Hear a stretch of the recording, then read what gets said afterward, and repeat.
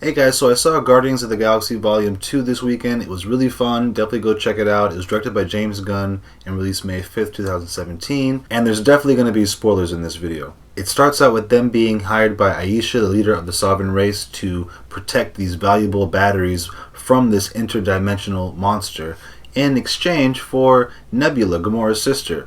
So they protect the batteries from this monster. They kill the monster, and then they get Nebula, and then they take off, and then Rocket discloses that he stole some of the batteries from the Sovereign. So the Sovereign comes after them. They send a bunch of ships after them to kill the Guardians, and the Guardians are saved by this mysterious figure in space riding on the ship. The mysterious figure is revealed to be Ego, Peter Quill's father, and the movie goes on from there. First, I want to get into my dislikes, though. The lack of black people in this film was kind of disappointing. I was a huge fan of Volume 1. Obviously, we have Gamora out there, and at the end of this film, we have Ving Rhames that was kind of thrown in there at the very end. I'm assuming setting up for the next volume, so probably we'll see him more or less in the next film. But just overall, hopefully there are more black people added to the next film. Next is Aisha, the leader of the Sovereign. She didn't really do too much for me. She was kind of just like the side villain character there.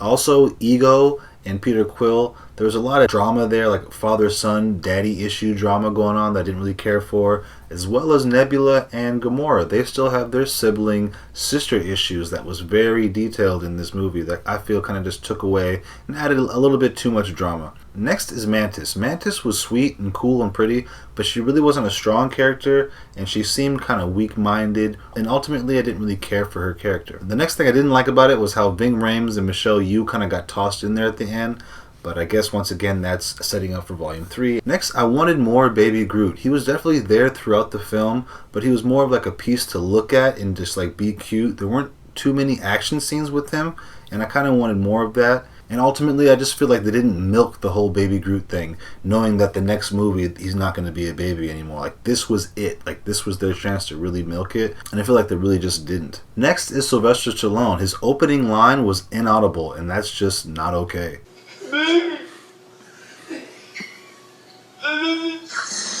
Lastly, the ending. The ending was pretty sad. It was Yondu's funeral, and if it wasn't for the 5 end credit scenes to lighten the mood a bit, it would have ended on a sad, somber note. But with that said, let me tell you the things that I did like about it. I love the color scheme of this one. It was completely different than Volume 1.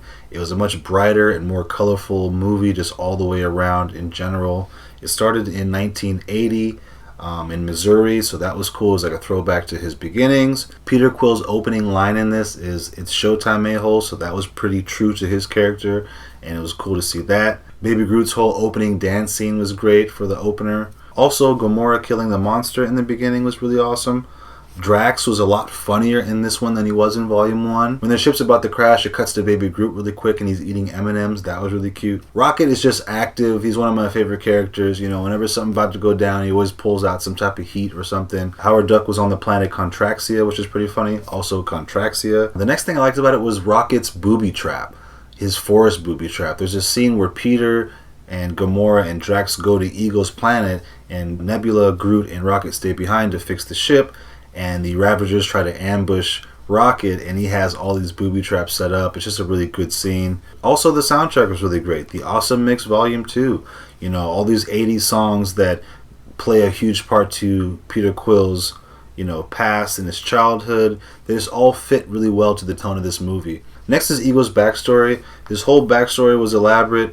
He explained it in detail, and you got to see who he was or what he was about. Another good scene is when Quill finally got to have his father-son moment by playing catch with the energy ball that he pretty much created by using the Force on Ego's planet. Also, the scene where Yondu, Rocket, and Baby Groot go through 700 continual space jumps and their face gets all contorted. It's just very cool and surreal. It's just a fun little scene. The next scene I liked is when Nebula tried to attack Gamora on Ego's planet, and she crashed the ship into the ground, and one of the guns come off, and Gamora grabs the gun and shoots this huge gun that she shoots at Nebula to try to kill her while she's in the plane. That was a fun scene. The Hasselhoff cameo was cool. Like, the modern day Hasselhoff was in here. When Kurt Russell's character Ego was shape-shifting, he turned into Hasselhoff. I was really worried about Sly Stone being in this movie. I thought he might ruin it somehow.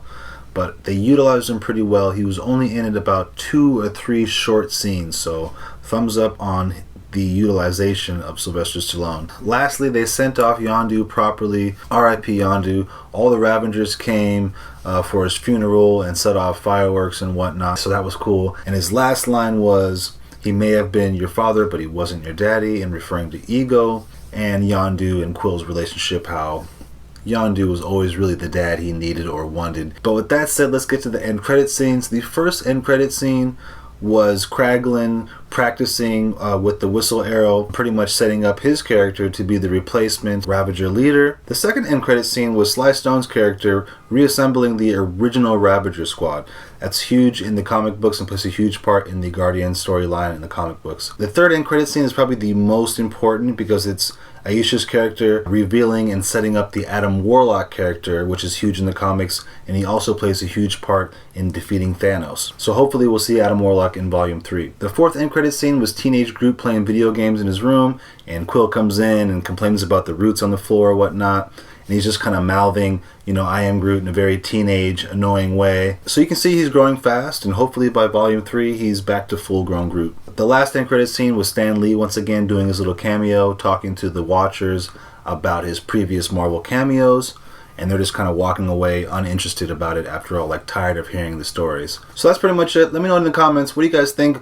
Will teenage Groot be in Volume 3, or will he be back to full-size Groot, or will we have to wait for Infinity War to see full-size Groot? If you liked my video, be sure to like, subscribe, and share. Thank you guys so much for watching, and I'll see you on the next video. Peace.